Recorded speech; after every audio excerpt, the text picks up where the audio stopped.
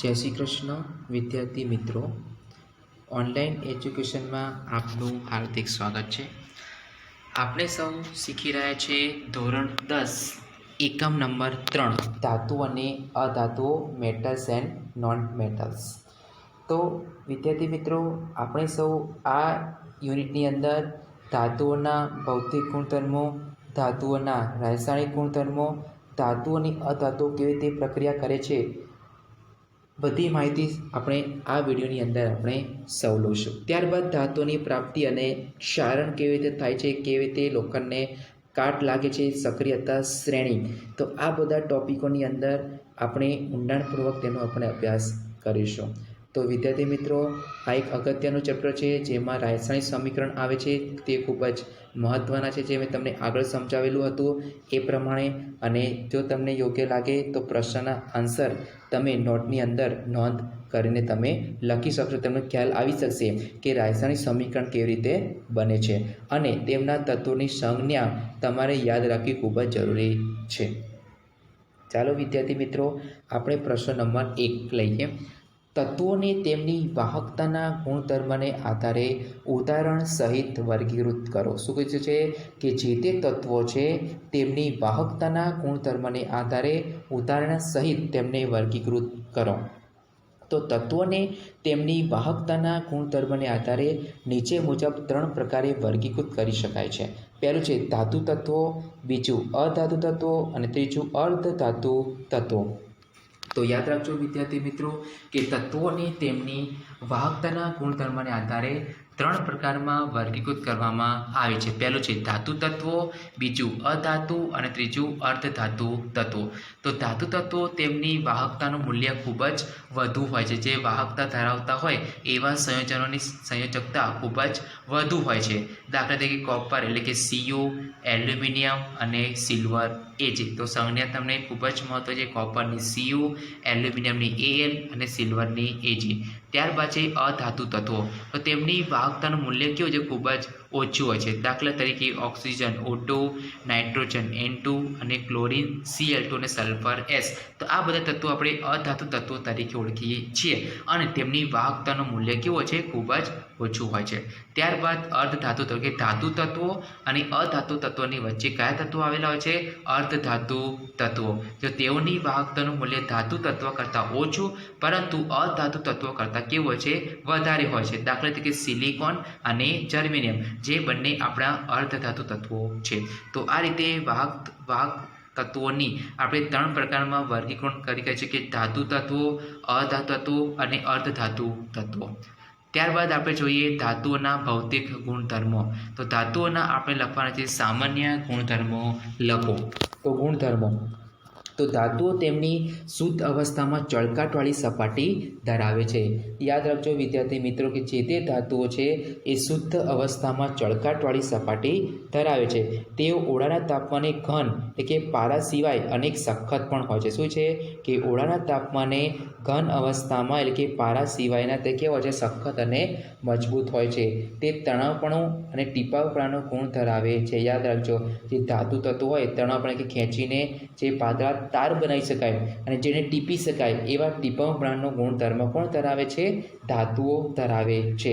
ત્યારબાદ ધાતુઓ ઉષ્મા અને વિદ્યુતના સારા શું છે, વાહક છે. તો આ પણ એક અગત્યનો ગુણધર્મ છે કે ધાતુ તત્વો ઉષ્મા અને વિદ્યુતના સારા વાહકો, જેમાંથી ઇલેક્ટ્રોન પણ પસાર થઈ જતો હોય છે અને જેમાં મુક્ત ઇલેક્ટ્રોનની પણ હાજરી હોય છે. તેઓના ગલનબિંદુ કેવા હોય છે, ખૂબ જ ઊંચા હોય છે અને તેઓ રણકાર ઉત્પન્ન કરે છે. તો આ રીતે ધાતુઓના સામાન્ય ગુણધર્મો ફરીથી આપણે જોઈ લઈએ મિત્રો કે ધાતુઓ તેમની શુદ્ધ અવસ્થામાં ખૂબ જ ચળકાટવાળી સપાટી ધરાવે છે. ઓળાના તાપમાને જે ઘન તત્વો છે એ સખત હોય છે. પારા સિવાયના ધાતુ તત્વો તણાવપણું અને ટીપાવપણાનો બંને ગુણધર્મ ધરાવે છે. ધાતુ તત્વો ઉષ્મા અને વિદ્યુતના સારા સુવાહકો હોય છે. ત્યારબાદ તેઓના ગલનબિંદુ ખૂબ જ ઊંચા હોય છે અને તેઓ રણકાર પણ ઉત્પન્ન કરે છે. તો આ રીતે ધાતુઓના સામાન્ય ગુણધર્મોની આપણે ચર્ચા કરી. ત્યારબાદ પ્રશ્ન નંબર 3, અધાતુ તત્વોના એવા ઉદાહરણ આપો કે જે ઘન, પ્રવાહી અને વાયુ સ્વરૂપે આપણને જોવા મળે છે. તો ઘન સ્વરૂપમાં આપણને જોવા મળશે કાર્બન C, સલ્ફર S અને આયોડિન I. તો આ બધા અધાતુ તત્વોના એવા ઉદાહરણ છે જે ઘન અવસ્થા, પ્રવાહી અને વાયુ અવસ્થા પણ આપણને જોવા મળતા હોય છે. ત્યારબાદ છે પ્રવાહી સ્વરૂપમાં કયું છે બ્રોમિન Br, જ્યારે વાયુ સ્વરૂપમાં ઓક્સિજન O2, હાઇડ્રોજન H2 અને નાઇટ્રોજન N2. તો આ બધા વાયુ સ્વરૂપે આપણને આ બધા તત્વો આપણને જોવા મળતા હોય છે. તો ફરીથી વિદ્યાર્થી મિત્રો આપણે યાદ કરી લઈએ કે ઘન સ્વરૂપમાં કયું છે કાર્બન, સલ્ફર, આયોડિન. પ્રવાહી સ્વરૂપમાં કયું છે બ્રોમિન. વાયુ સ્વરૂપમાં ઓક્સિજન, હાઇડ્રોજન અને નાઇટ્રોજન. ત્યારબાદ પ્રશ્ન નંબર 4 જોઈએ આપણે. અધાતુ તત્વોના સામાન્ય ગુણધર્મો લખો. તો અધાતુ તત્વો ઘન અથવા વાયુ સ્વરૂપે જોવા મળતા હોય છે. આપવા તરીકે બ્રોમિન જે આપણું કેવું છે પ્રવાહી છે. અધાતુ તત્વો ઉષ્મા અને વિદ્યુતના અવાહક, જ્યારે ધાતુ તત્વો ઉષ્મા અને વિદ્યુતના કેવા છે સુવાહક. જ્યારે અધાતુ તત્વો ઉષ્મા અને વિદ્યુતના અવાહક હોય છે કે એમાં તે વિદ્યુત પ્રવાહ પસાર થતો નથી અને જે મુક્ત ઇલેક્ટ્રોન પણ હોઈ શકતા નથી. તે ટીપાવપણાનો અને તણાવપણાનો ગુણધર્મ ધરાવતો, અને જ્યારે ધાતુ તત્વો તણાવપણું અને ટીપાવપણાનો ગુણધર્મ બંને ધરાવી શકે છે. અધાતુ તત્વોના ગલનબિંદુ ઉત્તરબિંદુ પ્રમાણમાં કેવા હોય છે નીચા હોય છે, અને અધાતુ તત્વો રણકાર ઉત્પન્ન કરતા નથી, જ્યારે ધાતુ તત્વો રણકાર ઉત્પન્ન કરી શકે છે. તો આ રીતે વિદ્યાર્થીઓ તમને જો તફાવત પૂછાય તો આ રીતે ધાતુ તત્વો અને અધાતુ તત્વોમાં તમે સામાન્ય ગુણધર્મોનો તફાવત સ્વરૂપે પણ તેના મુદ્દા તમે લખી શકો છો. ત્યારબાદ પ્રશ્ન નંબર 5 લઈએ. ધાતુ તત્વો અને અધાતુ તત્વોનો અપવાદ લખો અથવા સમજાવો કે તત્વોનું ફક્ત ભૌતિક ગુણધર્મને આધારે વર્ગીકરણ કરી શકાય નહીં. તો આપણે જોઈએ વિદ્યાર્થી મિત્રો કે ધાતુ તત્વોના અપવાદ કયા છે. તો જે ધાતુ તત્વો તમામ ઓળા તાપમાને કેવા હોય છે ઘન હોય છે, પરંતુ જે પારો છે Hg એ કેવું છે આપણું પ્રવાહી છે. તમે કહી શકો છો ધાતુ તત્વો છે એ ઓળા તાપમાને મૂકવામાં આવે તો ઘન અવસ્થામાં જોવા મળતો હોય છે, જ્યારે જે પારો Hg મર્ક્યુરી જે પ્રવાહી અવસ્થામાં હોય છે.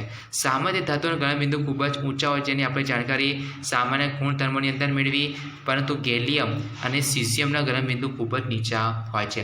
ધાતુ તત્વોને છરી વડે કાપી શકાય નહીં, પરંતુ આલ્કલી ધાતુ લિથિયમ, સોડિયમ, પોટેશિયમ આ ત્રણેય એવી ધાતુઓ છે જેમને છરી વડે આપણે કાપી શકીએ છીએ, જ્યારે સોડિયમ જે તત્વ છે એને આપણે કેરોસીનની અંદર જ રાખવામાં આવે છે. કેમ કે હવામાનના ઓક્સિજન સાથે પ્રક્રિયા કરી શકે છે. તો આ રીતે ધાતુ તત્વોને છરી વડે કાપી શકાય નહીં, પણ જે આલ્કલી ધાતુઓ છે જેને છરી વડે કાપી શકાય છે. તો આ રીતે ધાતુ તત્વોના અપવાદ જેને ફરીથી આપણે ચર્ચા કરી લઈએ કે તમામ ધાતુઓ ઓળા તાપમાને ઘન હોય છે, પરંતુ પારો કેવો છે પ્રવાહી છે.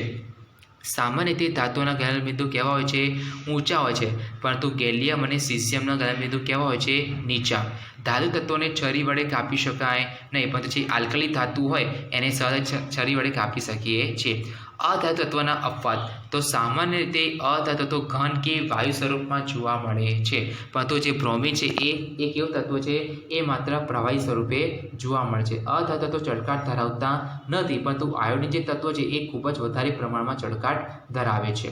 અધાતુ તત્વોના ગલનબિંદુ નીચા હોય છે, પરંતુ કાર્બનનું અપરૂપ હીરો જેનું ગલનબિંદુ કેવું છે ખૂબ જ ઊંચું હોય છે. અધાતુ તત્વોનું ગલનબિંદુ નીચા હોય, પરંતુ જે કાર્બનનું જે સ્વરૂપ છે હીરો, ગ્રેફાઇટ એ બધા જેનું ગલનબિંદુ ખૂબ જ ઊંચું આપણને જોવા મળતું હોય છે. અધાતુ તત્વો સામાન્ય વિદ્યુતના અવાહક હોય છે, જેમાંથી વિદ્યુત પ્રવાહ પસાર થતો નથી, પરંતુ જે કાર્બનનું જે અપરૂપ છે ગ્રેફાઇટ એ વિદ્યુતનો શું છે સારો સુવાહક છે. તો આ રીતે વિદ્યાર્થી મિત્રો પ્રશ્ન 5ની અંદર તમે ધાતુ તત્વોનો અને અધાતુ તમે અપવાદ તરીકે તેના ગુણધર્મોની વિશે તમે જાણકારી સંપૂર્ણ આપી શકો છો. ત્યારબાદ પ્રશ્ન નંબર 6. મેગ્નેશિયમની પટ્ટી અને સલ્ફરના પર્ણને સળગાવતા મળતી નીપજ કયો ગુણ ધરાવે છે? તેને લિટમસ પેપર પર શું અસર થાય છે? તો મેગ્નેશિયમની પટ્ટી જેના પ્રયોગ આપણે ચેપ્ટર નંબર 1માં શીખી ગયા છે. તો મેગ્નેશિયમની પટ્ટી અને સલ્ફરના પર્ણને સળગાવતા નીપજ તરીકે અનુક્રમે મેગ્નેશિયમ ઓક્સાઇડ એટલે કે જે મેગ્નેશિયમની પટ્ટીનું હવામાં ઓક્સિજનની હાજરીમાં દહન કરવામાં આવે તો શું બને છે મેગ્નેશિયમ ઓક્સાઇડ, અને સલ્ફરના પાવડરને સળગાવવામાં આવે તો નીપજ તરીકે સલ્ફર ડાયોક્સાઇડ SO2 મળે છે. તો આ રીતે મેગ્નેશિયમ ઓક્સાઇડ MgO એ બેઝિક ગુણધર્મ ધરાવતો હોવાથી તે લાલ લિટમસ પત્રને કેવું બનાવે છે ભૂરા રંગનું બનાવે છે, જ્યારે સલ્ફર ડાયોક્સાઇડ કેવું છે એસિડિક ગુણધર્મ ધરાવતું હોવાથી ભૂરા લિટમસ પેપરને કેવું બનાવે છે લાલ બનાવે છે. તો આ રીતે વિદ્યાર્થી મિત્રો આપણે એસિડ અને બેઝના સામાન્ય ગુણધર્મો આપણે શીખી ગયા હતા કે એસિડ સ્વાદે કેવો હોય છે, ખાટા હોય છે, તે ભૂરા લિટમસ પેપરને કેવું બનાવે છે, લાલ બને. જ્યારે બેઝિક એ સ્વાદે તુરા હોય છે, જે લાલ લિટમસ પેપરને કેવું બનાવે છે, ભૂરું બનાવે છે. તો આ રીતે મેગ્નેશિયમની પટ્ટીને આપણે સળગાવતા નિપસ તરીકે મેગ્નેશિયમ ઓક્સાઇડ અને સલ્ફરના પારોને સળગાવતા નિપસ તરીકે સલ્ફર ડાયોક્સાઇડ આપણને પ્રાપ્ત થાય છે. ત્યારબાદ જોઈએ આપણે ધાતુઓના રાસાયણિક ગુણધર્મો. પ્રશ્ન નંબર 7, એસિડિક ઓક્સાઇડ અને બેઝિક ઓક્સાઇડ કોને કહે છે, તેની વ્યાખ્યા આપો સમીકરણ સાથે. તો જે ઓક્સાઇડ પાણીમાં ઓગળીને એસિડ બનાવે છે તેને એસિડિક ઓક્સાઇડ કહેવામાં આવે છે. શું કીધું છે વિદ્યાર્થી મિત્રો કે જે ઓક્સાઇડ પાણીમાં ઓગળીને શું બનાવે છે, એસિડ, તેને એસિડિક ઓક્સાઇડ કહેવામાં આવે છે. ત્યારબાદ દાખલા તરીકે આપણે જે CO2 એટલે કે કાર્બન ડાયોક્સાઇડની પાણી સાથે પ્રક્રિયા કરતા શું બનશે, કાર્બોનિક એસિડ. તો CO2 gas plus H2O liquid gives H2CO3 carbonic acid. તો યાદ રાખજો વિદ્યાર્થી, H2CO3 નું નામ શું છે, કાર્બોનિક એસિડ.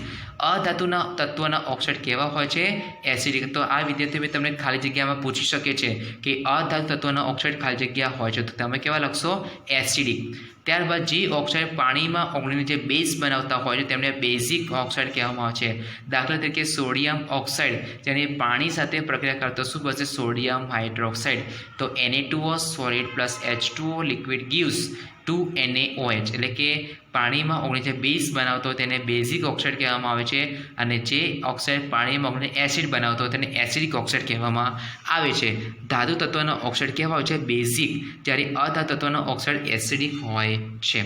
ત્યારબાદ પ્રશ્ન નંબર 8, ઓક્સાઇડ કેવી રીતે બને છે, કોપર અને એલ્યુમિનિયમને હવામાં ગરમ કરતા મળતી નિપજો નામ અને અન્ય સમતોલિત સમીકરણ લખો.